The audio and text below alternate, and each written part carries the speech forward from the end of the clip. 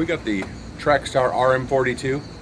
Every once in a while, I'll hear in the field that the drill will skip sideways as it's going into the cut. What I found is clamp screw is really dry, sometimes rusty.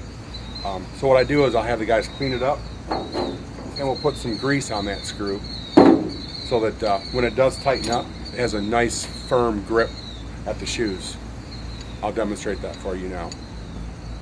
So when we put the grease on the screw, just typical bearing grease, what you want to do is get into the threads. So I'll put some on here, and I'll just make sure it gets in all the threads.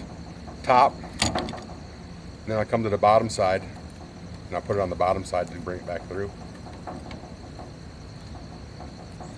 Let me just make sure it's pushed into all the threads. Then I'll get a rag and I'll clean up all the excess.